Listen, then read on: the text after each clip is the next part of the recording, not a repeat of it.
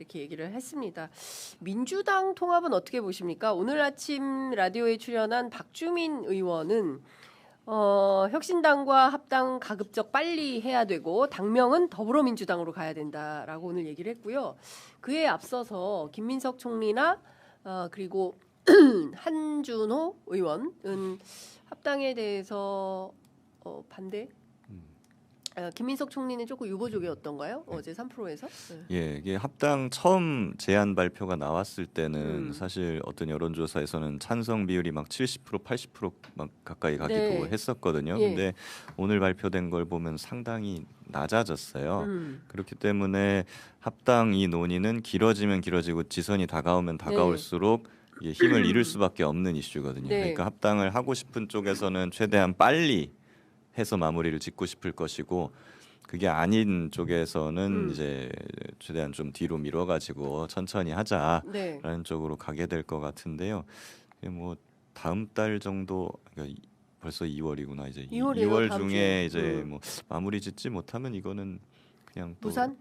네, 그런 수순으로 좀 가지 않을까요? 그리고 어. 이제 지금과 같이 찬반이 예. 많이 내려온 게 뭐 한 40대 20 막 이런 식이지 않습니까? 네, 그렇죠. 아니면 40대 30 이런 상황에서는 합당이든 아니면 합당 완전히 결렬이든 어떤 쪽으로 가든 간에 당원들이나 지지자들 사이에서 내상을 입을 수밖에는 없지 않습니까? 네. 그 또 찬반 의원들 사이에서의 앙금도 남을 수밖에 없을 거고 네. 그런 상황에서 그럼 또 지선을 치른다는 게 민주당이 별로 조국 혁신당한테도 그렇고 그렇게 좋은 건 아닌 것 같아요. 제가 네. 보기에 지금 집권한 지 얼마 되지도 않았는데 이런 이슈 가지고 막 당내에서 내분이 일어나는 거는 그 자체로 좋지가 않다인 것 네. 같고 그래서 제가 보기에는 쉽지 않을 것 같다는 생각이 합당 좀 자체가 듭니다. 쉽지 않을 것 같다. 무산될 네. 가능성이 있다. 네, 그래서 의원님은 이제 어떻게 최대한 좀 보십니까? 어떤 식으로든 연착륙 시켜갖고 최대한 그 내부에서 갈등이나 감정이 안 상하는 방향으로 예. 합당은 저도 언젠가 해야 된다고 생각은 해요.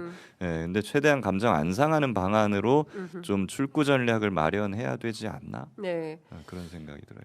잠시만요. 김민석 총리의 어제 그 27일 3프로 TV 방송의 입장은 원칙적으로 합당에는 찬성한다는 거였고요.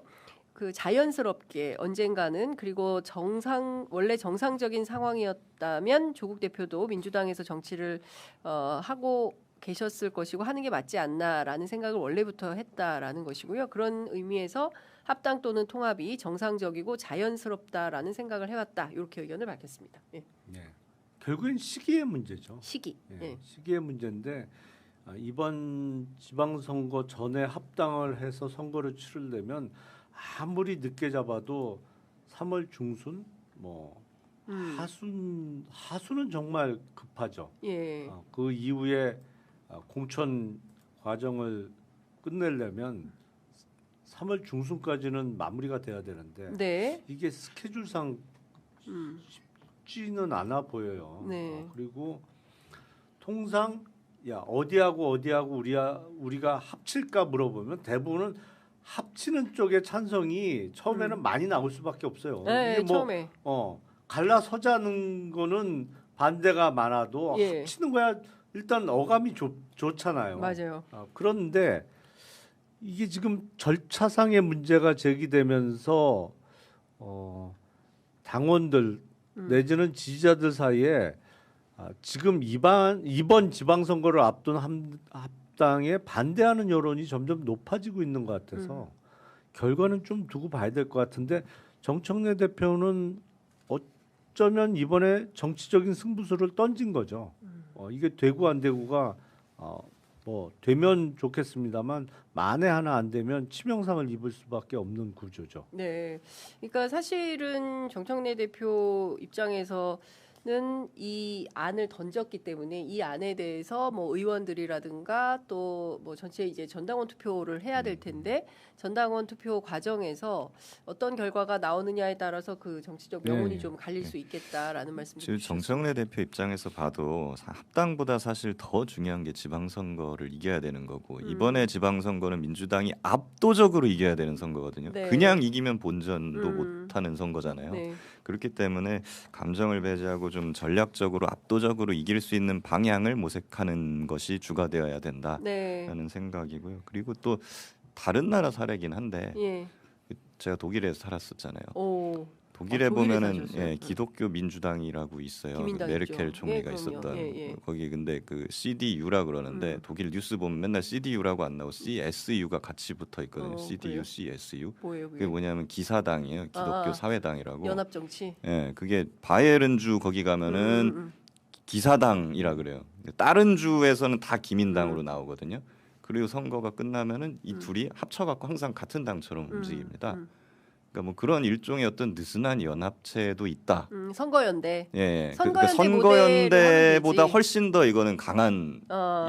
연대예요. 예. 예. 김인지사가. 예. 예. 그래서 제가 그 말씀 드리는 예. 거예요. 사실은 조국혁신당과 더불어민주당이 2024년 총선 때 역할 분담을 했고 지민비조. 예. 지민비조를 했고 지난 대선 같이 때도 했죠. 사실은 같이 한 선거연대 한 거잖아요. 거죠. 예. 어쩌면 이렇게 따로 또 같이 예. 전략이 예. 전략적으로 더 나을 수도 있다. 전략적 제휴. 예. 예. 이게 그냥 합당해서 한 덩어리로 해서 음. 치르는 선거보다 네. 결과적으로 그러니까 호남에서 일부 지역을 조국혁신당이 승리한다고 해서 그게 민주당의 손해라고만 생각 안 한다면 이런 따로 또 같이 전략이 총합은 더 커질 수 있는 거 아닌가라는 생각이 들어요. 그게 사실은 연합 정치에서 굉장히 이제 소중한 건데 그거를 호남에서 민주당이 내줄 수 없다 이런 생각이 좀 강한 거 아닙니까? 근데 그걸 좀 플렉서블하게 호남은- 생각해야 되는 거 아닌가요? 호남은 민주당이어야 된다라는 생각이 좀 강한 거 아닌가? 아니 그렇다고 뭐 조국 뭐가 혁신당이 이렇게 또 다르냐. 호남에서 그러니까 네, 뭐 뭐 특별하게 압도하겠어요? 그건 아니잖아요. 네, 그럴 그렇죠. 상황은. 하여튼 좀 뭔가 국회에서 속도감 있는 개혁 추진이 왜 이렇게 안 되는 건가? 느닷없이 또 갑자기 합당 얘기가 나오고 그래서 뭔가 스토리텔링이 국민들 입장에서 보기엔요 평범한 그냥 그 장사미사들이 보기에는 뭔가 좀 이렇게 튄다. 이를테면은 12월 3일 내란 일으켰죠. 비상계엄 이후에 우리가 내란을 척결하는 과정에 있는데 그것도 지금 끝나지 않은 상태에서 여러 가지 검찰 개혁 이슈도 뭔가 좀 잘 되는 것 같다가 또 어영부영 그냥 또 이상한 방식의 구조가 나오고 게다가 또 갑자기 또 1인 1표 나왔다가 또 갑자기 또 합당 얘기 나왔다가 왜 이럽니까? 민주당이 뭐 질서 정연하게 좀 움직이면 안 되나요? 국민들이 봤을 때는 매우 버라이어티하지 않습니까? 버라이어티요? 국민들이 아주 관심을 많이 여러 가지 관심거리 던져주고 있는데 예. 국민들이 헷갈릴 거예요. 네, 많이 헷갈립니다. 1차 특검 끊어 2차 특검은 난리를 치고 예. 하다가 또 뭐 검찰 개혁한다, 사법부 개혁한다, 그건 또 들어가면 합당을 하네, 1인 1표를 저러네. 네. 국민들이 굉장히 혼동스러울 것 음. 같아요. 그래서 저도 국민들에게 보기에 정치인으로서 참 미안한 생각이 들어요. 뭐 하나 좀 매듭을 지어야지. 네. 검찰 개혁을 완성을 빨리 시킨다든지 아니면 종합특검을 빨리 특검법을 발의했다고 특검 임명을 아직 안 했지 않습니까? 그러니까요. 2차 이거- 특검 왜 또 임명 안 해요? 빨리. 임명도 이걸 빨리 해서 예. 빨리 하든지 예. 뭘 해야 되는데 그 사이에 자꾸 뭔가 새로운 것을 던지는데 예. 문제가 있죠. 예. 그 이제 합당에 대해서도 여러 말이 많잖아요 지금. 예. 이것 때문에 시끄럽고 저도 매일 휴대폰이 터져버려요. 하루에 200개 300개 문자가 와요. 합당 찬성한다는 문자는 하나도 안 와. 왜 합당을 하냐? 한 300씩 문자가 옵니다. 진짜요? 진짜 저 그거 지우는 게 일입니다. 어머나. 저만 오겠습니까? 전체 의원들 다 오겠죠. 예, 다 욕이에요. 아주 원색적으로 겁니다. 그래서 제 생각에는 합당도 합당할 수 있죠. 예. 언제든 또 합당해야 되겠죠. 그러나 지금 해야 됩니까? 그러니까요. 이 시기에 예. 지방선거 몇 개월 놔두고 뭘 도움을 받겠습니까? 예. 저 조국당 합당해가지고 예. 조국당 3%예요. 광주에서 국민의힘보다 떨어져요. 그 뭘 얻겠다는 겁니까? 그거? 예. 이런 혼돈만 오고. 예. 그래서 저는 이런 거 좀 난중하고 예. 예. 지금 내란 종식 예. 또 민생도 어렵잖아요. 맞습니다. 예. 뭐 사회 개혁과 민생에 우리가 당력을 주력을 해야 되지. 네. 갑자기 이거 했다 저거 했다 정신이 없어요. 정신이 없어요. 예. 왜 꼭 지금 해야 됩니까? 예. 그러니까 좀 저는 좀 그 맥락에 맞게 예. 질서 있게 그리고 예측 가능하게 정당이 좀 그렇게 움직여야 사람들이 이렇게 보면서 아 이렇게 가겠구나 해야 되는데 갑자기 느닷없이 툭툭툭 터져 나오니까 정신이 없어요. 그러니까 이건 저뿐만 아니라 많은 국민들이 좀 비슷한 그렇죠. 생각을 하실 것 예. 같아서 그러니까 지금 2차 특검도 빨리빨리 임명을 해야 되고 또 관본권 띠지하고 이건 뭐 쿠팡 특검하고 있는데 도대체 뭐 하고 있는지도 좀 잘 지금 모르겠어요. 관본권 쿠팡 띠지 관본권 띠지 쿠팡 그 특검은 아직 사람 하나 구속했단 말이 없지 않습니까? 그러니까요. 그 사건 어려울 겁니다. 제가 예단을 해볼까요? 네. 예단하면은 관본권 띠지 사건은 그냥 그대로 끝날 겁니다. 아무도 처벌하기 어려울 겁니다. 아무도 처벌 못하고 끝난다고요? 그 가능성이 높아요. 왜 그렇게 보십니까? 지금 제가 옛날에 취재 편의점 네. 나와서 이야기했을 것 같은데 돈을 압수할 때 관본권 띠지자 세자면 띠지도 앞제 1번, 2번, 3번, 돈은 4번 이렇게 번호를 넣어야 된다니까. 예. 이 번호를 넣어놓으면은 예. 수사관이 이 번호가 있으면서 보냈으면은 명확히 고의성이 인정되죠. 그렇죠. 그걸 아는 거예요 검사가. 관본권 띠지는 앞제 번호 안 넣고 예. 그냥 돈만 세라. 앞제 번호 넣으니까 수사관 입장에서는 당연히 뛰어대뿔고 돈만 넣은 거죠. 그래서 업무상 그 과실로 끝날 가능성이 매우 높아요. 업무상 과실로 넣고 끝난다. 쿠팡 문제는 어제 제가 언론 보니까 그 취업규칙 개정한 거 있지 않습니까? 예. 굉장히 그게 이제 그 큰 걸 하나 잡아낸 것 같아. 음. 취업규칙 개정한 것이 노동청까지 보고가 됐는데 네. 일선 지청에 하달이 되지 않았다는 거니까. 예. 그 그렇죠. 그래서 제가 볼 때 그것은 쿠팡과 가서는 누군가는 처벌받을 것이다. 쿠팡은 처벌받는다. 그런데 관본권 띠지는 제가 볼 때 유야무야 된다.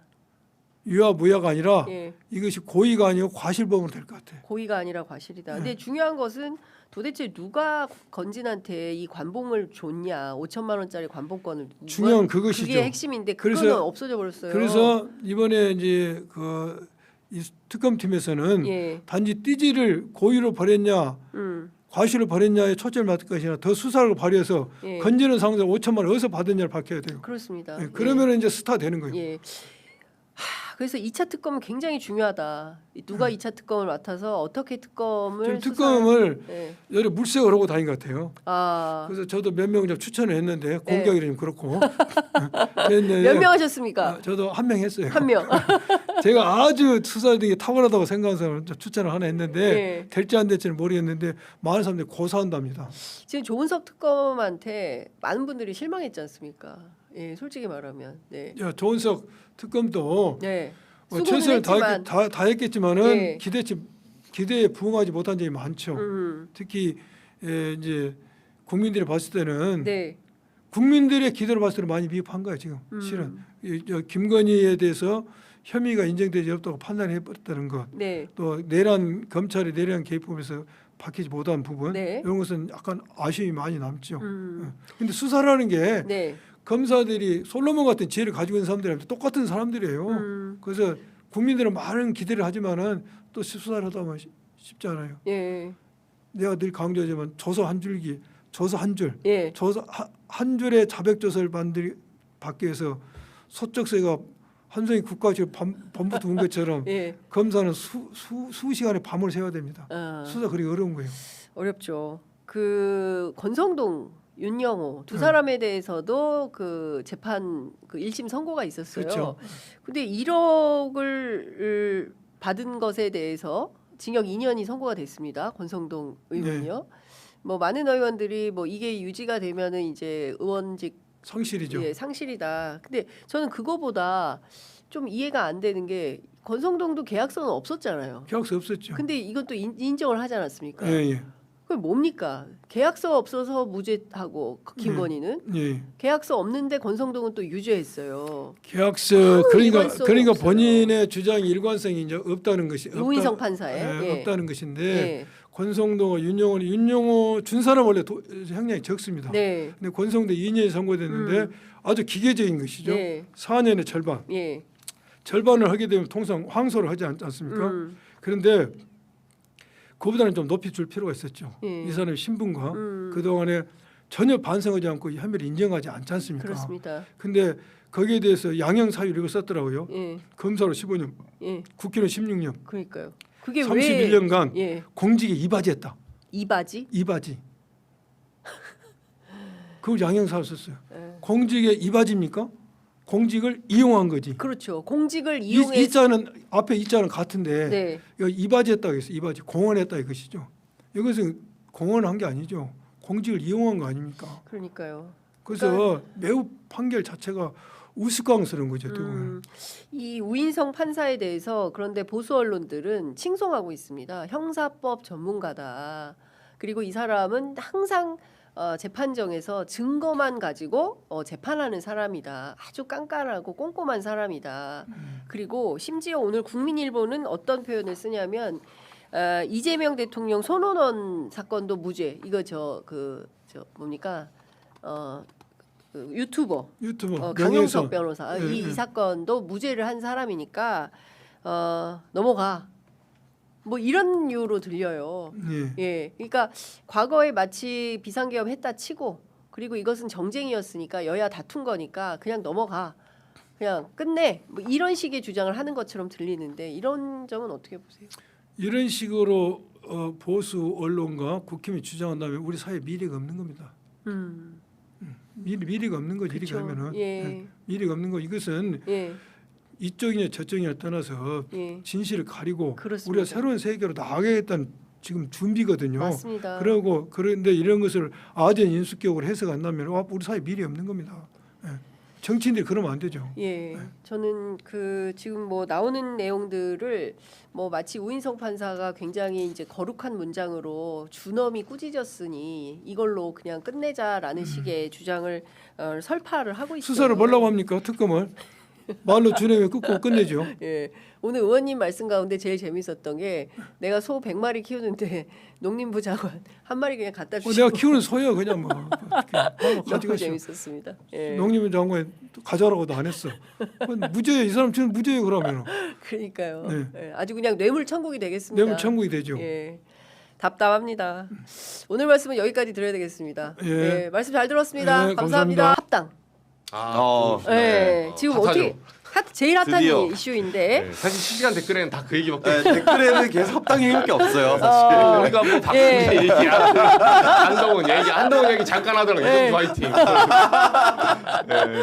댓글은 지금 대부분 합당이랑 90%. 박형광 결혼식에 이어서 가장 뜨거운 댓글창에 이제 합당에 대한 의견을 많이 올려주시고 계시는데 자, 두 분 취재한 얘기 좀 들어봅시다.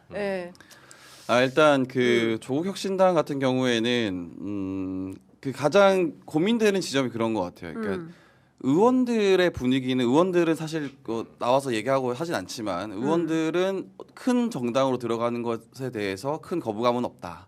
다만 당원들을 어떻게 설득할 거냐의 문제인 것 같아요. 왜냐하면 이 당원들은 민주당이라는 선택지도 있어요. 그리고 사실 그 성향이라는 게 크게 다르지 않은 사람들인 거거든요. 민주당과 조국혁신당을 묶어서 봤을 때.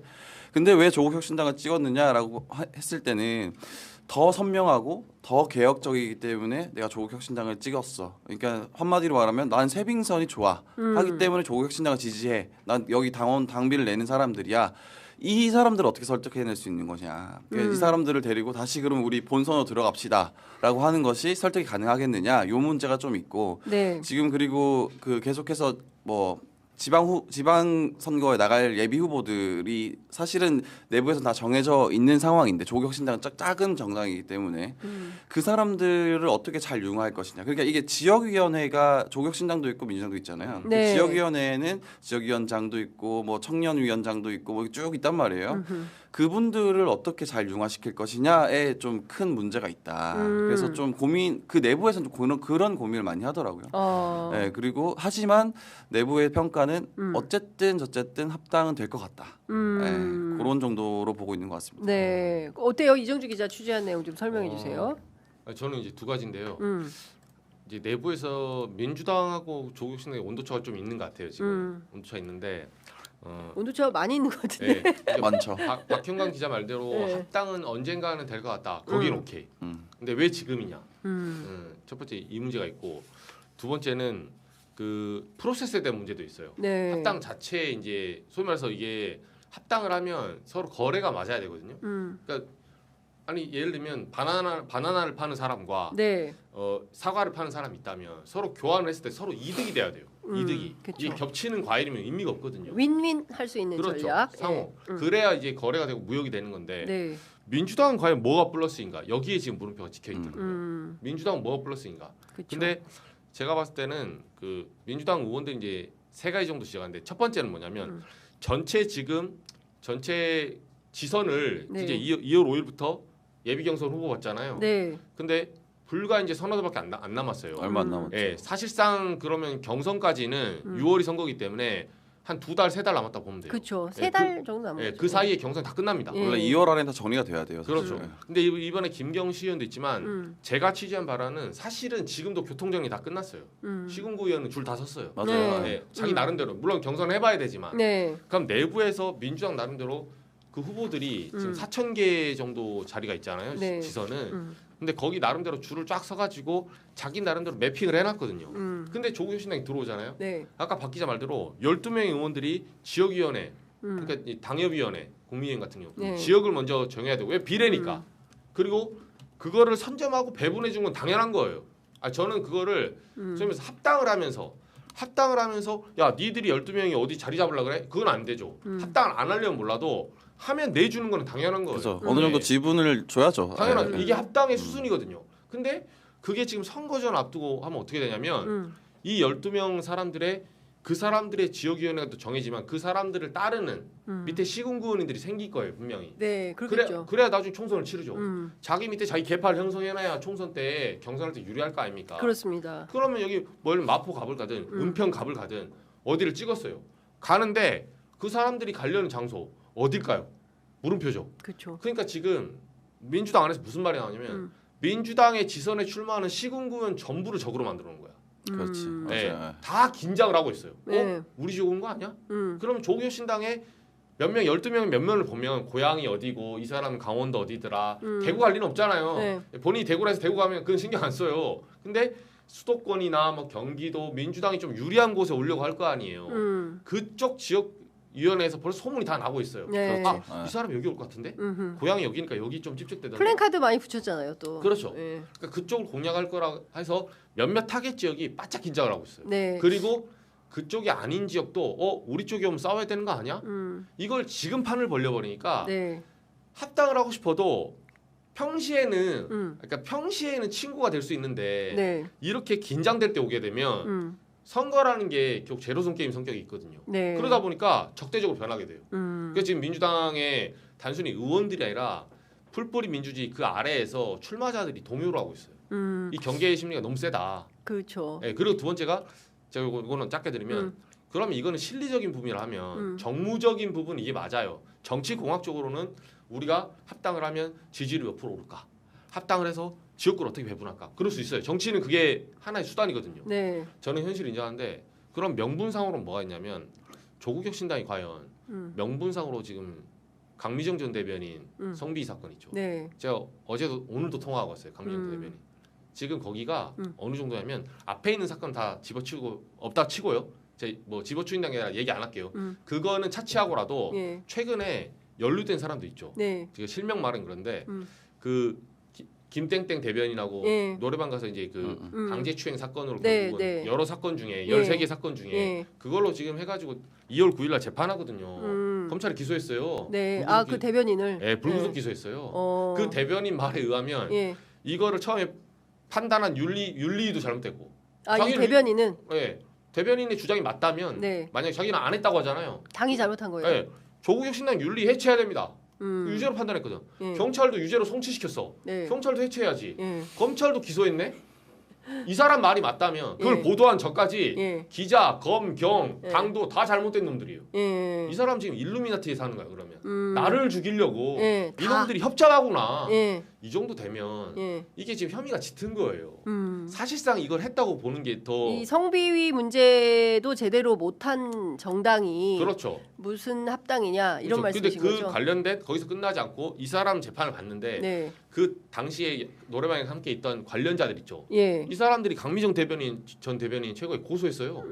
허위사실 에? 유포로. 그래요? 허위사실 유포로 고소했어요. 어. 정보공개 청구해서 예. 소장 받았다고 하더라고요. 예. 이게 지금 만약에 강미정 전 대변인 설사 그게 이게 나중에 판례로 보면 네. 설사 성추행이 무죄로 나오더라도 이건 네. 2차 가해예요. 왜냐면 법원에 이르는 과정까지는 사람을 2차 가해를 하면 안 된다는 게 취지이기 때문에. 예. 근데 만약 유죄 나오면 어떡할 겁니까?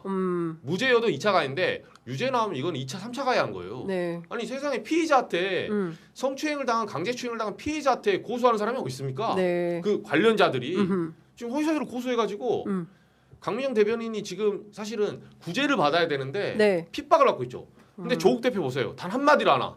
이 사안을 조국 대표가 정리해 줘야 되는 거예요. 자기들 사람들이잖아요. 그 고소한 사람들 조국 다 측근이에요. 예전에 민정라인. 제가 누구까지 말 못하는데 네. 민정 숙소에 같이 있던 사람이라니까요. 문재인 정부 청와대 때. 네. 그냥 당원이 아니에요. 핵심들이다. 오른팔 왼팔. 조국의 오른팔 왼팔이라고 불리는 네. 민정라인들이고 네. 김땡땡 대변인 수석 네. 대변인이었잖아요. 네. 조국 대표가 데리고 갔잖아요. 근데 그 사람이 지금 거의 유죄로 짙어지면서 2차 3차 가해를 페이스북에 계속 하는데 조국 대표 뭐 했습니까 그때? 단 한마디를 했나요? 계속 피해자를 공격하고 있어. 수사가 진행되는 동안에도 네. 윤리 끝난데도. 예. 조국 대표 뭐라고 하냐면 저는 당원이 아니었어요. 네. 저는 이거 상관없습니다.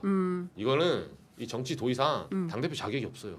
그래서 지금 댓글창에 이정주는 진짜 기자다 이런 댓글이 올라오고 저희 취재 편의점 좀 늦은 감이 있는데 아까 일찍 좀 걸어볼 걸 그랬나 싶긴 한데 저희가 늦었지만 뭐 짧게라도 라이브 포를 저희가 첫날 방송을 이제 그 긴급 기자회견 하던 날 했을 때는 81대 19였어요. 팽팽하네요. 네, 지금. 81%가 찬성의 여론이 우세했는데 지금은 딱 시작하니까 5대 5예요. 딱 5대 5에서 찬성이 지금 뭐 많은 분들이 참여를 하고 계시네요. 지금 500분 넘게 참여를 하고 계시는데 조금 더 보겠습니다. 얼마나 더 참여를 하실지 보겠지만 지금 완전히 5대 5 팽팽하다. 아니, 뭐 이런 완전히 분들도 이렇게 있네요. 딱 저한테 이제 조국 악마 작업 중이네. 미음틴 이러면서 악마가 아닙니다. 네. 그러니까 이게 구독자분들의 마음은 이해가 되는데 네. 진실을 봐주셔야 돼요. 팩트만 보고. 그렇죠. 일단 이 합당 문제는 굉장히 예민한 문제이고 아주 민감하죠. 문제에 따라서 제가 보기엔 진짜 명운이 바뀔 것 같다라는 생각이 좀 듭니다. 그러니까 이제 이렇게 뭐라 해야 돼? 일반론, 당위론으로 생각할 때는 더 큰 통합을 통해서 어차피 뭐 문재인 정부나 또 이재명 정부나 똑같은 민주진보 정부에 있었던 인사들이기 때문에 힘을 합쳐서 더 큰 민주당으로 나아가서 큰 단결을 통해서 큰 승리를 이루어야 된다. 호남에서 싸우면 안 된다. 이제 이런 기조가 그렇죠. 있는 거죠. 그게 아마 이제 정청래 대표나 그리고 또 이재명 대통령의 평소 지론이 뭐 통합이다라고 하는 대통령실의 설명이 있기 때문에 이제 이런 게 있고 그 제가 직접적으로 취재해 보면 최고위원들은 이제 과정 관리 그리고 특히 국회의원들 초선 의원들 28명 이번에 목소리 세게 내지 않았습니까? 이제 이런 분들은 과정 관리에 있어서 대표가 제대로 잘 못했다. 그렇죠. 이제 이런 문제를 지적을 하고 또 하나의 문제는 지금 말씀 주신 대로 그 강미정 대변인 전 대변인의 성비위 사건에 대해서 조국혁신당이 도대체 어떤 결말을 냈냐 그 부분에 대해서 구체적으로 명쾌하게 결론을 못 낸 거 아니냐라는 비판도 있고 또 조국혁신당 그 지도부에서는 무슨 소리냐 그거 다 형사처벌할 거 넘기고 당 내부에서 정리정돈 끝냈다. 라고 이제 얘기를 합니다. 결과적으로 이 여론이 어떻게 될지는 모르겠는데 저희 취재 편의점이 지금 약 1,000분이 넘게 그 투표를 하고 있는데 진짜 팽팽하네요. 지난주하고는 또 전혀 다른 여론입니다. 이번에는 찬성 여론이 48, 반대 여론이 52. 지금 1,080분. 지난주에는 뭐가 우세했죠? 지난주에는 찬성 여론이 81. 네, 그리고 반대가 19였어요. 그런데 이번 주에는 완전히 이제 팽팽하게 엇갈리고 있는 이런 상황이고 지금 더불어민주당이 이해찬 전 총리 그 별세 때문에 어제부터 사실상 이번 주 내내 그 조문하고 또 애도 기간으로 정해놨기 때문에 이런 민감한 부분에 대해서 논의하지 않기로 했지만 물밑에서는 다 이런 이야기들을 하고 있어요. 그래서 일부 최고위원들은 정청래 대표 사퇴 또 요구를 하고 있고 또 일부 최고위원들은 아니 거기까지는 아니고 이 문제를 잘 정리해서 지방선거를 잘 치르는 게 좋겠다라는 건데 결과적으로 어떤 방식으로 귀착될지는 현재로서는 상당히 예단하기 어려운 상황으로 가고 있다. 그러니까 저는 마지막 한마디만 저한테 이제 조국 악마한다는 분들인데 제가 2024년 제 기사만 보셔도 아는데 어차피 기자는 기사로 말하기 때문에 제 기사를 보시면 알아요. 제가 민주당에서 왜 조국당 그렇게 도와주냐고 그렇게 공박당한 경우가 굉장히 많았어요. 기자들은 늘 그렇죠. 네, 왜냐하면 도와준 것도 아니고 그때는 왜 그랬냐면 선거 앞두고 이재명 대통령 최근에 보유세 얘기하시잖아요. 장기 이제 장특공, 네. 장기 보유 특별 세제 이런 거 이제 낮추겠다. 네. 부동산 시장을 안정화시키는 지금 올바른 방향으로 가고 계신 거예요. 근데 그때만 해도 세제를 좀 안 건드려고 하시는 분위기가 있었어요. 네. 2014년에 박찬대 원내대표가 종부세 없애겠다고 하고 종부세 없애면 보유세를 건드려야 되는데 아무 말이 없어. 그러면 이분들 봐라. 마용성 벨트에서 지금 의원들 고민정 몇 명. 네. 이 사람들 자기들이 이득 보려고 지금 이렇게 민주당이 가치를 포기하는 거 아니야? 이런 얘기가 2024년에 있었거든요. 네. 그때 조국 대표가 저희 방송에 나와서 인터뷰할 때 제가 굉장히 세게 때렸어요. 민주당을. 예. 왜냐하면 조국 대표는 종부세 찬성론자였거든. 네. 그러니까 종합부동산세라는 하나의 지금 뚜껑에 뚜껑을 얻는 세라서 이거라도 없으면 지금 사실 소위 말해서 부동산 부자들에 대한 견제가 하나도 없다. 네. 그래서 저는 거기에 적극 찬성을 하고 그 기사를 민주당 때리는 기사였거든 사실상. 그때는 그게 오르니까 그쪽 편을 들어드렸어요. 솔직히 말해서. 예. 근데 그거는 조국 대표가 올바른 방향으로 간다고 생각했기 때문에 그게 서민을 위한 방향이기 때문에 네. 그렇게 동의를 했었던 거죠. 그리고 그게 맞다고 생각했고 민주당에 대한 견제가 필요하다고 생각하니까. 근데 지금 여기에요. 오히려 본론적인 부동산 개혁을 위해서 보유세 자체를 건드리겠다고 이재명 대통령이 지금 들고 나온 거예요. 이 세제를 논의해보자. 네. 더 큰 판에서 본질적인 논의는 논의하고 있고 조국 대표는 예전에 그분이 어디 가셨는지 모르겠어요. 네. 예, 서민을 위한 그리고 우리가 위하는 거는 중산층과 서민을 위한 세상이지. 그리고 정말 약자를 위한 세상 더 나아가면. 네. 근데 강미정 대변인 같은 분들 전 대변인 이분이 약자지 이분이 뭐가 있어요 지금. 근데 그렇죠. 이 약자를 대하는 태도 저는 조국 대표를 악마화시킨 게 아니라 지금이라도 예. 이걸 바로 잡으시면 돼요. 예, 사필 규정으로 예. 반성하고 다시 이걸 재조사해서 고소하신 분들 허위 사실을 하신 분들 있잖아요. 네. 석고대죄하고 탈당을 하든 징계를 하든 네. 자기 이름 밝히고 정리를 해야지. 예, 예. 이걸 떳떳하게 정리를 해야지. 예. 지금 이렇게 아사모사하게 뭉개고 합당하려면 안 돼요. 이 짐이 그대로 민주당으로 갑니다. 저는 만약에 이렇게 예. 합당하잖아요. 저는 그럼 민주당 윤리위원으로 윤리심판하고 이 문제가 옮겨질 거 아니에요. 네, 그럴 수 결국 있죠. 형사처벌이 나오면 네.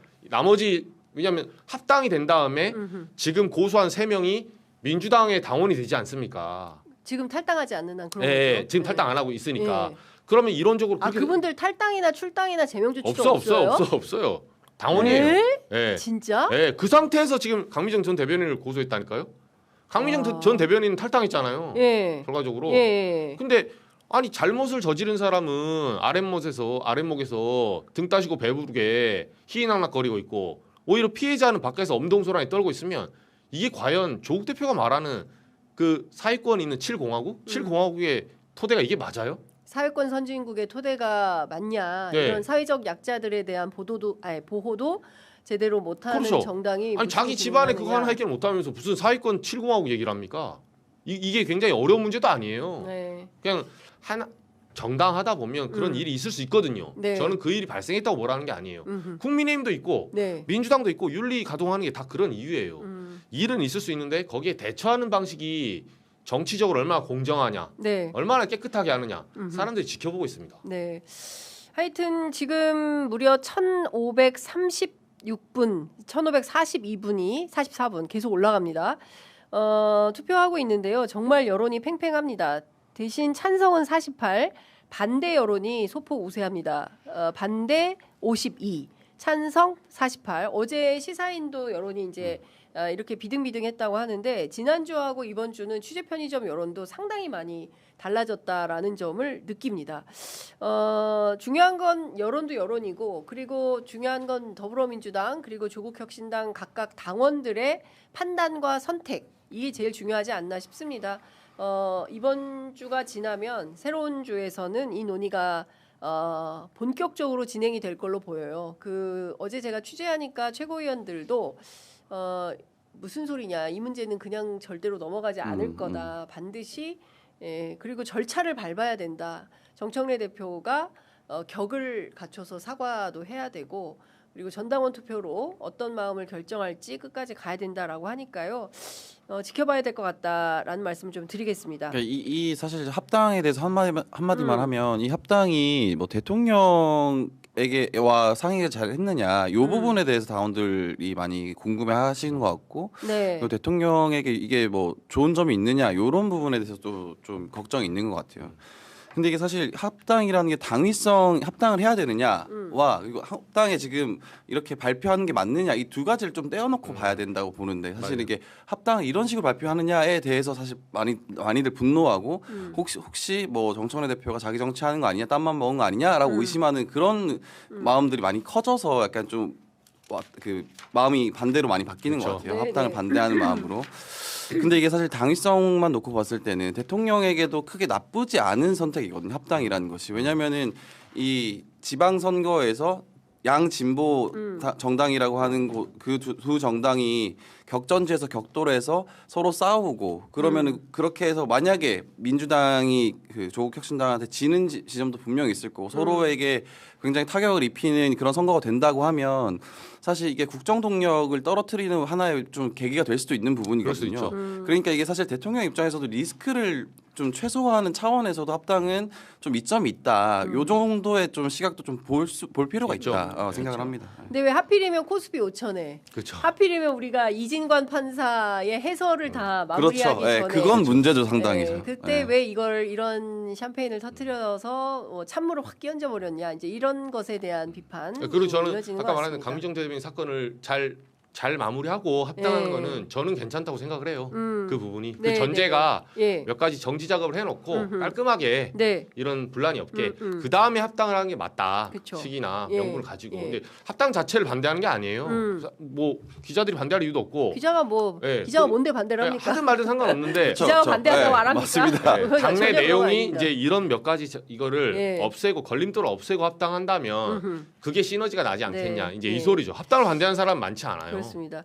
아니 근데 그 여러분들께서 오해하지 않으셨으면 좋겠다라는 말씀을 드리고 싶은 것은 저희들은 현장을 뛰면서 취재한 내용을 여러분들께 정보 전달을 하는 그런 전달자 역할을 하는 겁니다. 저희가 그게 직업이에요.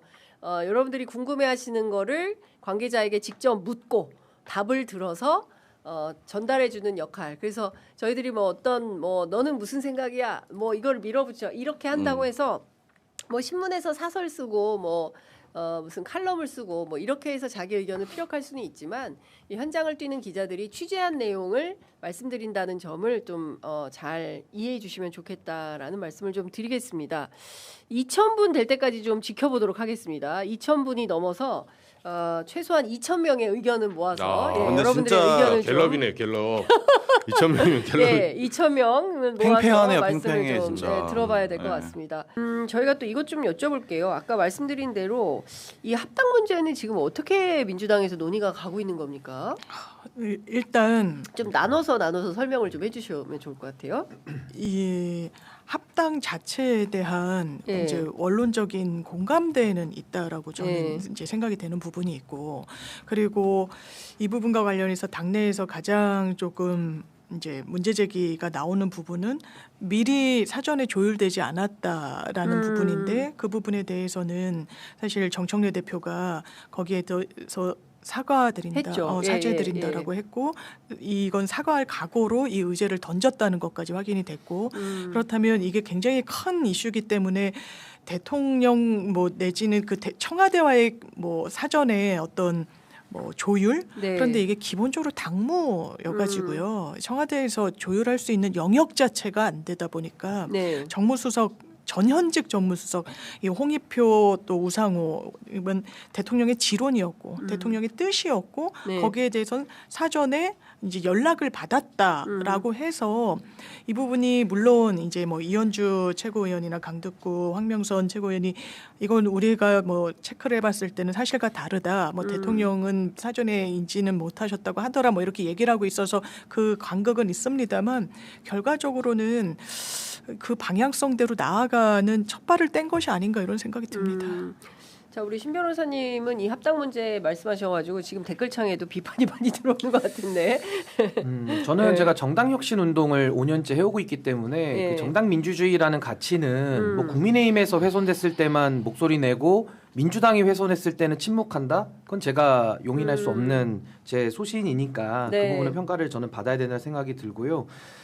무엇보다 저는 가장 안타까운 게 지금 정청래 대표가 욕먹을 각오를 했고 사과하면서도 추진하겠다라고 하고 있어요. 근데 네. 이거는 논리적으로 모순인 게 사과하면은 중단해야죠. 어떻게 사과를 하는데 또 추진을 합니까? 네. 그리고 당원 주권주의도 그렇게 강조를 하셨던 분이 당원들에게 위임을 받은 최고위원들과도 상의를 하지 않고 기습 통보를 하는 식의 이런 날치기 합당을 추진한다라는 것은 저는 매우 잘못됐고 이건 정당 민주주의를 크게 훼손하는 일이다. 저 그렇게 우선 규정을 하고요. 또 하나는 이게 이제 보안이고 비밀 사항이라는 얘기를 그 수석 대변인께서 하시던데 어떻게 합당 문제가 보안이 되고 비밀인지 이게 납득이 되지를 않아요. 네. 결국에는 기업에서도 인수합병을 하게 되면 결국 구성원들의 합의가 가장 중요하고 그걸 기반으로 인수합병이라는 어려운 작업을 하는 것이 통상의 예인데 그게 전혀 반영되지 않았다는 것이고 더 큰 문제는 지금 정청래 대표가 사과할 일을 해버렸기 때문에 그 결과적으로 어떻게 됐냐면 대통령님의 코스피 5천 제가 수요일 이후에요. 모든 방송에 다 나가봐도 코스피 5천을 얘기하는 데가 없어요. 다 합당 얘기입니다. 목요일 이후부터는. 그럼 정부의 성과를 다 가려버린 결과가 나왔고 또 하나는 조국혁신당이 그동안에 열린민주당처럼 민주당과 보조를 맞춰왔다라고 한다면 이렇게까지 논란이 없을 건데 그동안에는 삼지대를 추진하면서 정당개혁, 정치개혁, 그리고 조세제도, 그리고 검찰개혁에 있어서도 민주당과 정부 여당을 가장 앞서서 비판을 하면서 나름의 선명성을 유지해왔단 말입니다. 네. 그러다 보니까 선명 야당을 했던 조국혁신당이 갑자기 여당으로 들어오다 보니까 어떻게 보면 그 자체도 모순이 있지만은 이재명 대통령께서 중도보수 확장이라는 걸 통해서 국민의힘 제로를 만들고 있는데 네. 거기에 대한 그 방향성에 있어서의 크나큰 혼선을 지금 주고 있는 거 아니냐. 그래서 저는 뭐 합당에 대해서는 더 토론이 필요하다고 저는 봅니다만은 지금 이 시기에 정부 1년 차에 지방선거를 앞두고 가장 예민한 시점에 이 문제를 저는 가장 무절차하고 그 당원적으로 전 접근하는 것은 매우 큰 무리수 아니냐. 저 그렇게 네. 보고 있습니다. 그 지금 뭐 말씀 주신 대로 중요한 이를테면은 이제 내란 속의 윤석열에 대한 선고를 앞두고 이진관 판사가 한덕수 전 총리를 법정 구속하면서 중형인 23년형을 선고하고 그 내놓은 판결문이 가히 교과서에 수록될 만큼 아주 의미 있는 그런 판결문을 써서 그것도 좀 살펴봐야 되고 코스피 5천 뭐 여러 가지 의제를 의제가 덮어버린 이런 상황에 대해서 이제 더 중요한 건 대통령님 신년 기자회견에 지방주도 성장이라는 대전환의 메시지를 내셨거든요. 맞습니다. 그동안에는 지방에다가 떡곰을 던져주고 안 되면은 철회해서 이 수도권 공화국이라는 망국적 현상에 지금 우리 국민들이 허덕이고 있는데 대통령께서 아예 이제 떡 제조 공장을 그냥 지방으로 옮겨버리자 네. 이런 지방주도 성장이라는 정말 간절히 저로서는 원했던 그런 아젠다를 제1의 과제로 지금 내세웠는데 지방주도 성장에 지자도 안 나와요. 네. 코스피에 5천도 안 나오고. 그러니까 저는 이런 부분들이 아까 앵커께서 말씀해주신 한덕수 관련된 판결도 이거 일주일을 얘기해도 모자른데 전 이것이 왜 합당 이슈로 다 뒤덮여야 되는지에 대해서는 정말 저는 이해하기 어렵다. 그러니까요. 저도 이제 그 주말 내내 관련해서 이제 취재를 쭉 해보면 그 많은 분들이 말씀하시는 게 첫 번째가 이 과정에 대한 얘기를 좀 많이 하세요. 그러니까 그 합당은 별건으로 치고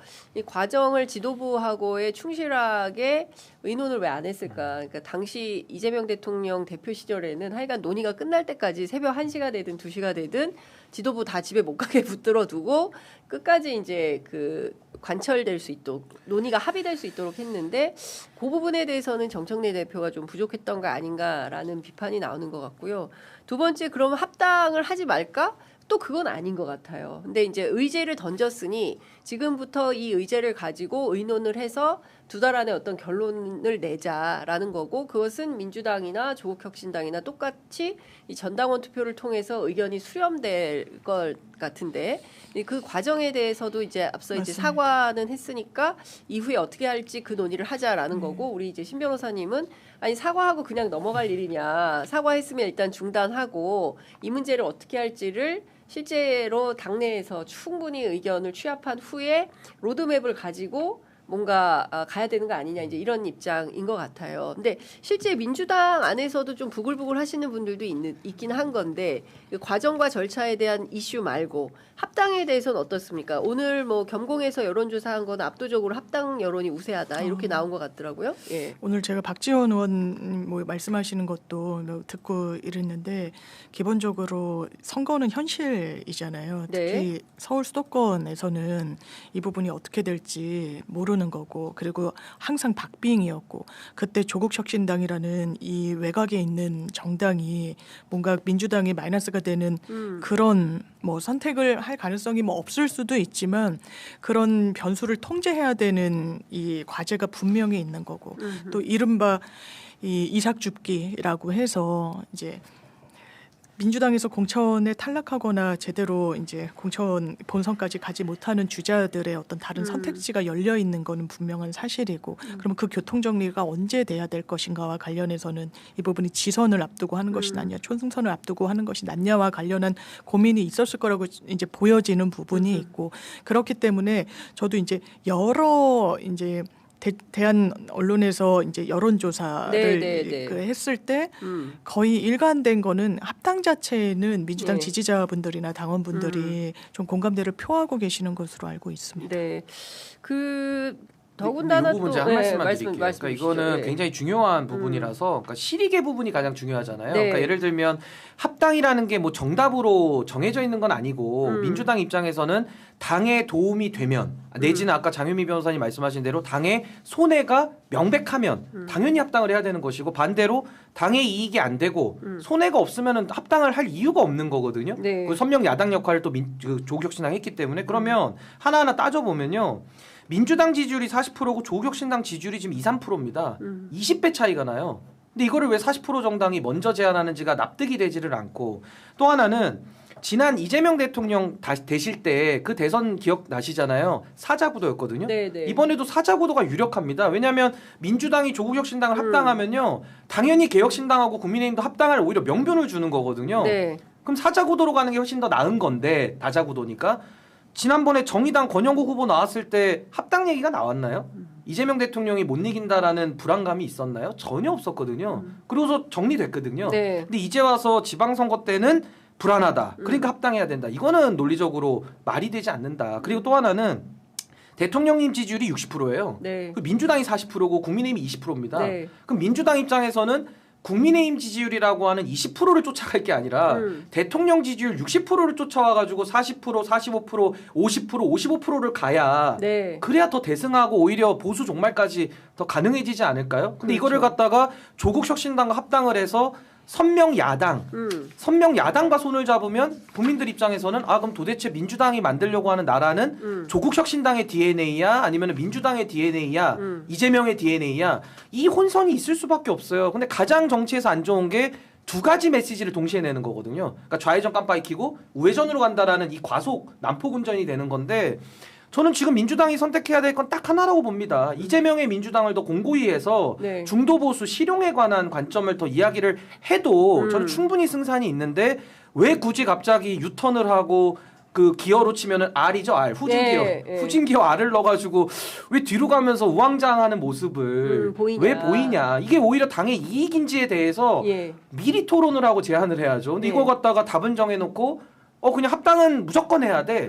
무조건 해야 돼. 네. 근데 저는 실익에 대한 면을 전혀 분석하지 않고 무조건 해야 된다라는 것은 정치인들만의 논리 아니냐. 네. 국민들이 납득을 해야죠. 그러니까 저도 사실 관련해서 궁금해서 어쨌든 대표가 극비리에 추진하는 합당이라 할지라도 최소한 여론조사는 좀 몇 번 돌려서 확인을 하지 않았겠나 싶어서 민주연구원 취재를 했어요. 그래서 민주연구원 단위에서 정청래 대표가 어떤 미션을 줘서 이 통합에 대한 여론이 어느 정도나 이게 좀 올라와야 대중적으로 좀 올라와야 추진할 수 있으니까 제가 물어봤더니 민주연구원 차원에서 공식적으로 한 것은 없다. 대표가 개인적으로 어떤 여론조사 회사의 요구에서 받았을지는 모르겠지만 민주연구원 차원에서는 확인된 게 없다라는 거예요.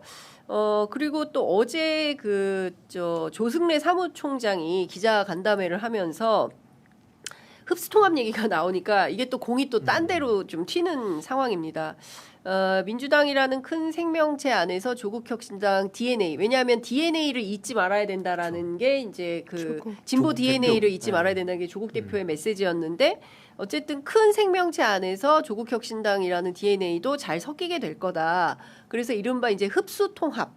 그리고 뭐 관련해서 조승래 총장이 기자들한테 설명한 것은 당대당 통합이 아니기 때문에 거기에 뭐 지분을 뭐 준다거나 뭐 이런 거는 일체 없다. 그런 건 고려하지 않는다. 이제 이렇게 얘기를 했어요. 그리고 그럼 당명은 어떻게 되는 거냐? 뭐 그거 관련해서 우리 또 구교영 기자가 또 새로운 당명을 제안해서 또 비판을 받고 있는데 조국혁신당과 민주당의 통합이니까 조민당 어떠냐 뭐 이런 제안을 했다가 또 이제 많이 비판을 받고 있어요.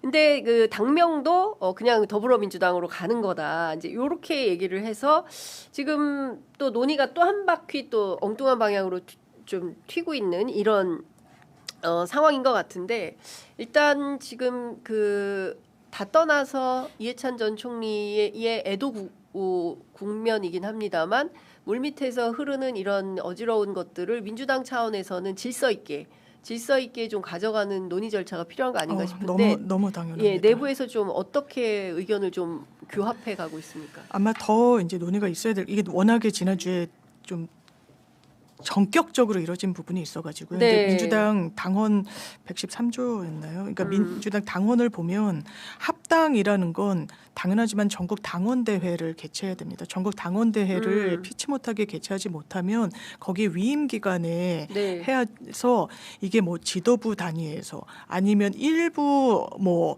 당 대표와 그 이제 그 참모들이 이렇게 결정할 수 있는 건 원천적으로 불가능해서 일단 정청래 대표의 의중은 확인이 된 것이고 그 이후의 절차는 밟아 나갈 수밖에 없는 게 민주당의 당원이다. 그러면 이 전국 당원대회까지 준비를 하고 거기 채비를 하는 과정 중에 의견이 모이는 과정이 있을 거라고 생각을 하고. 전당원 대회를 꼭 오프라인으로 해야 됩니까? 오프라인인 것까지는 제가 모르겠습니다. 예. 모르겠습니다만 예. 그 당원의 정확한 그 규정을 보면 하여야 한다라고. 예, 워낙 하여야 워낙 한다. 중요한 예, 요구이기 예. 때문에 그런 거고 예. 저는 이제 정청래 대표가 최근에도 리더십에 좀 한계를 드러낸 적이 있었어요. 최근에 검찰개혁 관련해서 상당히 그 소위 말하는 민주당 내부에 있는 법사위 의원들이 네. 조국혁신당하고 같은 입장을 내면서 정성호 장관과 크게 대립을 한 적이 있었거든요. 예. 그때 정청래 대표가 더 이상 일체 논의를 하지 말아라 라는 식의 함구령을 내립니다. 근데 그 함구령이 통하지를 않았거든요. 그래서 당이 또 혼란스러웠던 적이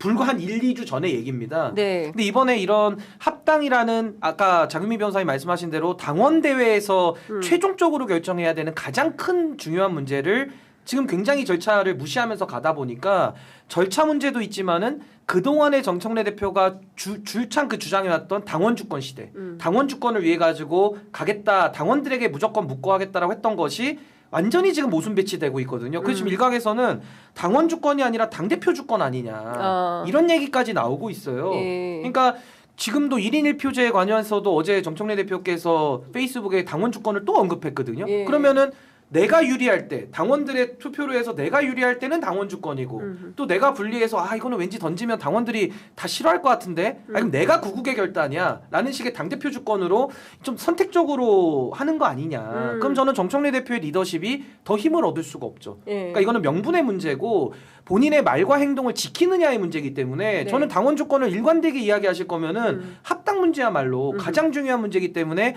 가장 당원들의 주권을 전제해서 가도 어려운 문제다. 네. 전 그렇게 봅니다. 지금 말씀 주신 대로 굉장히 상황이 꼬여가고 있는 것 같아요. 그러니까 제가 보기에는 초장에 좀 빌드업 과정을 잘 가졌다면 그래. 저희가 이제 처음에 이 소식을 접했을 때 긴급 기자회견 하신다고 했을 때 긴급 라이브 폴을 돌렸을 때 81대 19로 전체적으로 우세했습니다. 그때 이제 한 15,000분 이상이 보고 계셔가지고 5,000분이 넘는 분들이 이제 투표에 참여를 해주셨는데 그래서 상당히 이 여론이 합쳐서 단결된 힘으로 크게 승리해보자.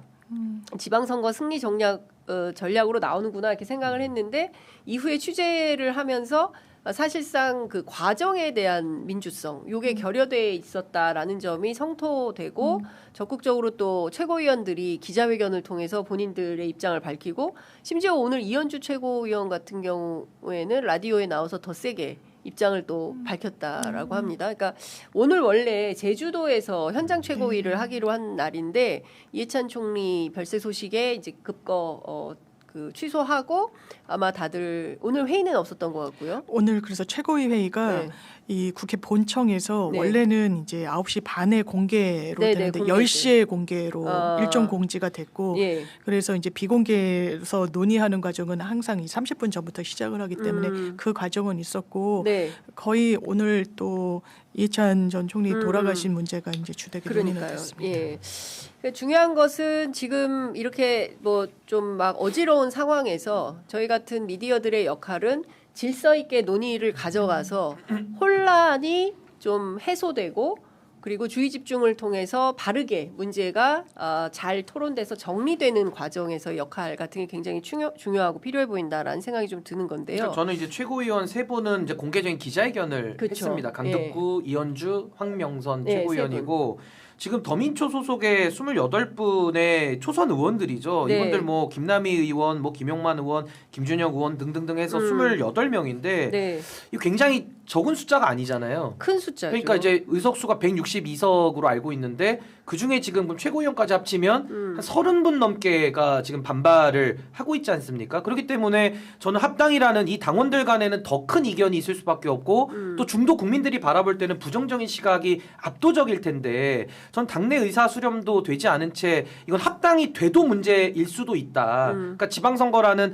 약 4,500명의 출마자들이 우르르 나와가지고 뭐 경선까지 하면 10,000명이 넘을 거예요. 네. 그분들의 이해관계를 어떻게 다 조율하겠느냐. 네. 저는 조금 그런 대책을 더 가지고 이건 접근을 해야 되는 아주 중요한 문제 아니냐. 그래야 저는 민주당이 승리하고 이재명 정부 초기에 정착하는 데 도움을 드려야 되기 때문에 전 지금 민주당에서 굉장히 중요한 전 시점이라고 저는 봅니다. 그렇죠. 굉장히 저는 위중한 구간을 지나고 있다라는 것에는 적극 동의를 하는데 이제 문제는 이걸 어떻게 풀어갈 거냐라는 것 같아요. 그래서 단위별로 앞서 말씀하신 대로 뭐 선수별 의원 모임을 할 수도 있고 그 모임을 통해서 의견이 또 나올 거 아니겠습니까? 그 의견을 또 종합을 하고 이 종합된 의견을 가지고 또 앞서 말씀하신 대로 뭐 당무위 또는 또 의총 그리고 또 전국 당원 대회 뭐 이런 그 의사결정 과정 구조를 통해서 또 확인 결정되고 그 다음에 뭐 조국혁신당은 또 혁신당 나름대로의 또 의사 수렴 결과를 거치고 그렇게 해서 당대당 통합 과정을 갈 거냐 말 거냐 이거를 결정하는 과정에 있는 거고 중요한 거는 이제 2달 안에 이걸 하려면 되게 바쁠 것 같다라는 생각이 좀 드는 거예요. 네, 왜냐하면 선거가 서둘러야죠. 있는 해이기 때문에. 왜냐하면 이미 채비엔 들어갔고 네. 왜냐하면 이제 공천은 해야 되고 그렇죠. 경선이 원칙이고 맞습니다. 그러면 그 부분과 관련해서 당에서 정확한 가이드라인을 주려면 채비자들한테는 이게 합당이 언제 되는 건지 네. 그럼 나는 뭐 어떤 어떻게 채비를 할 해야 건지. 되는 건지 예. 이런 부분에 혼선을 좀 길게 가져갈 수는 없어가지고요. 예. 지금 6월 지방선거는 너무너무 이재명 정부한테 중요한 선거인 건 이론의 여지가 없기 때문에 당에서 질서를 가닥을 좀 빨리 잡아야 될 것 같습니다. 저는 네. 거기 빠져 있는 게 이제 당원들의 의사 수렴하는 게 반드시 들어가야 된다는 생각이 들고 무엇보다 이게 경선 관리가 굉장히 어려운 게요.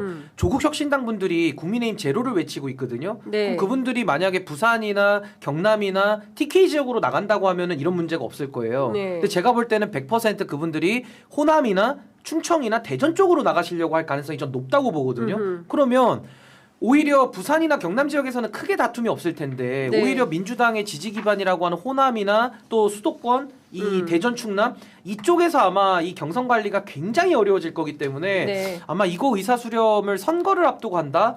굉장히 저는 지금 정청래 대표가 좀 힘든 길을 네. 스스로 좀 자초해서 가는 거 아니냐. 굉장히 우려스럽습니다. 하여튼 그 다른 거 다 떠나서 대한민국은 엄청난 민주주의 국가이기 때문에 이 민주주의 원칙을 훼손했다라는 판단이 들면 이건 쉽지 않다라는 거예요. 그래서 그게 많든 적든 당원 안에서의 이 갈등이 어떻게 정리 조정되느냐 이거는 사실 정청래 대표의 중요한 몫이 될 것 같고요. 지금 있는 지도부의 몫이고 이 문제가 제대로 해결이 안 되면 오히려 총선에 악영향, 지선에. 지방선거에 악영향을 끼칠 수 있다라는 말씀을 좀 드릴 수밖에 없을 것 같습니다. 네. 그 또 하나 여쭤볼 게 지난주에 진짜 이슈가 많았는데요. 네, 너무 가장 많았죠. 큰 이슈 중에 하나가 네. 합당 관련인 네. 것 같아요. 네. 그 일단 조국혁신당은 어제 네. 전체 그 의총을 열어서 좀 민주당이 어떻게 결정하는지를 좀 지켜보겠다. 일종의 이제 속도 조절을 하는 걸로 되어 있는데요. 민주당 같은 경우에는 내부에 비판하는 분들도 많고, 일단은 근데 그 과정에 대한 문제 제기를 하시는 분들이 많아요. 그러니까 통합은 별건으로 치고 과정을 이렇게 하는 게 옳은 것이냐. 관련해서 이제 정청래 대표가 사과도 했는데요. 의원님께서는 어떻게 보셨습니까? 왜 이렇게 곤란한 질문만 계속 던지는 그렇죠. 거야, 장윤선? 거의 이러면서. 지난주에 오늘 가장 나를 큰 왜 이렇게 이슈는 힘들게 해? 아닙니다. 그 지난주에 가장 큰 이슈는 실제로는 이렇게 여론조사를 해봤더니 네. 한덕수 23년이 가장 큰 이슈였어요. 여러분이 가장 행복했던 이슈는 뭐냐 그랬더니 1. 한덕수 23년. 네. 그래서 내란이 확정된 것. 그렇습니다. 두 번째 코스피 5천. 세 번째 이재명 대통령의 신년 인사회를 통한 네. 미래 비전. 예. 이게 가장 큰 이슈 세 개였고요. 그런데 이 큰 이슈가 다. 그 아침에 코스피 뭐 어젯밤 한덕수 23년 제가 한덕수가 원래 특검이 15년 때렸잖아요. 네. 제가 계속 추적한 사람 아닙니까 법사위에서. 네. 그리고 지속적으로 서울시장 후보로 출마 회견하면서 계속 이슈를 쳐나가는데 네. 한덕수가 특검에서 15년 받아가지고 제가 이걸로는 안 된다. 30년 때려야 된다. 이렇게 이야기한 사람입니다. 네. 그런데 23년이 딱 나와서 너무 좋았어요. 네. 그래서 너무 좋고 그리고 내란이 확정이 됐잖아요. 그쵸. 내란이 확정이 되어서 윤석열은 빼도 박도 못하고 내란이다 라고 가고 윤석열은 사형 선고해라. 그리고 김용현도 무기에서 사형을 올려라 막 이러고 있는 상황인데 네. 어떻든 합당의 이슈가 있었고 저도 깜짝 놀랐죠. 근데 고뇌하지 않을 수 없는 이슈가 합당이긴 합니다. 그런데 중요한 건 이재명 대표 시절을 보면 제가 이재명 대표 시절에 최고위원이었잖아요. 네. 이재명 대표는 작은 거 하나도 지속적으로 논의합니다. 지속적으로. 예, 저희들을 한밤중까지 잡아놓고 밤 12시 1시까지 논의를 해요. 아, 그래서 결론이 날 때까지. 결론이 날 때까지 자기가 원하는 결론이든 아니든 결론이든 그럼 저희가 이제 손 다 들어요. 예. 이제 요 정도에서 합의 봅시다. 아. 그러니까 연동형 비례대표제를 할 땐 한 회의를 저희가 10번은 한 것 같습니다. 연동형 비례대. 예. 야, 이 얘기는- 의견이 다르거든요. 예. 연동형 비례대표제를 하는데 오늘 이렇게 의견 모아서 줬는데 예. 다음에 또 하자 그래요. 그거는 연동형 비례대표제를 근데 끊임없이 고민이 있었다는 거예요. 그래서 마지막에는 혼자 결단을 하고 네. 저 광주에서 기자회견한테 우리를 불러요. 연동형 비례대표제로 마음 먹었구나. 그러면 먹은 대로 가. 예. 왜냐하면 수없이 논의를 해왔기 때문에 우리도 어느 게 맞는지에 대한 논의를 계속. 그러면 해왔기 때문에 당시에 병립형을 주장하는 의원들을 설득하는 과정이었습니까? 병립형의 필요성, 예. 연동형의 필요성. 예. 왜 연동형, 병립형이 필요하다라고 이야기를 했느냐라고 한다면 심상정, 당시 안철수, 네. 연동형을 이야기했었거든요. 그러면서 실제로는 갖지 못하는 상황. 그런 상황이었고 그럼 이번에 연동형을 얘기할 때는 그때와 같지 않아야 된다. 그다음에 연동형을 진짜 확실하게 할 거면 확실하게 해야 되고 네. 그렇지 않다면 병립형으로 정리해야 된다. 이런 내용을 놓고 서로가 네. 계속 논의를 하고 있었던 거죠. 대립은 없습니다. 네. 계속 그런 상황을 10번을 더 하고 났는데 마지막 결단은 그렇게 하면 우리가 오케이 이렇게 모두 다 힘 모아서 연동형으로 갑시다. 네. 그럼 분열의 얘기가 없었어요. 똑같이 1인 1표를 1대 20으로 네. 논의하는 과정에서도 수도 없이 논의했습니다. 수도 없이 논의하고 그게 이제 마지막에 1대 20, 네. 향후는 1대 1로 이렇게 하는 것처럼 저는 이번 과정에 전부 다 과정을 이야기하잖아요. 네. 정청래 대표의 고뇌는 저희가 이해를 합니다. 근데 과정에서도 마찬가지로 네. 충분히 그 안에서 지도부가 논의했어야 돼요.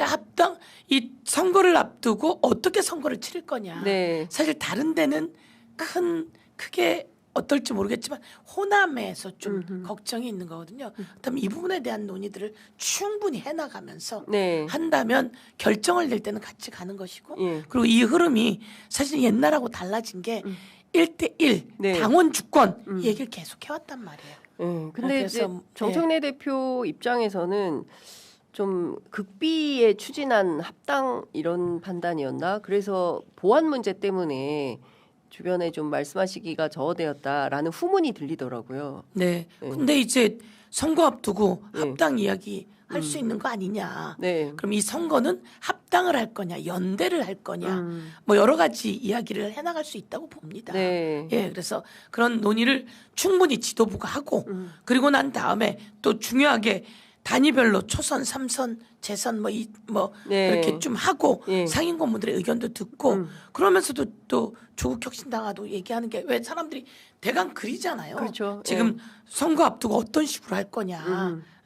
합당할 거냐, 연대할 거냐, 그럼 합당의 조건은 무엇이냐? 네. 저희가 과거에 안철수당하고 합당해봤단 말이에요. 네, 네. 합당할 때 엄청나게 아픈 기억이 있어요. 그렇죠. 예. 하지만 안철수당하고는 또 다르다라고 보지만 여러 가지를 충분히 논의해 나가는 게 필요했고, 예. 그리고 이재명 정부가 네. 됐잖아요. 예. 그래서 이재명 정부 하에서 이재명 정부의 성공을 위해서 어떤 그림과 어떤 연대와 어떤 통합이 필요한가라고 하는 것을 충분히 제시하고 네. 그것에 맞춰서 전략과 전술을 하에서 가야 된다 이렇게 생각합니다. 네.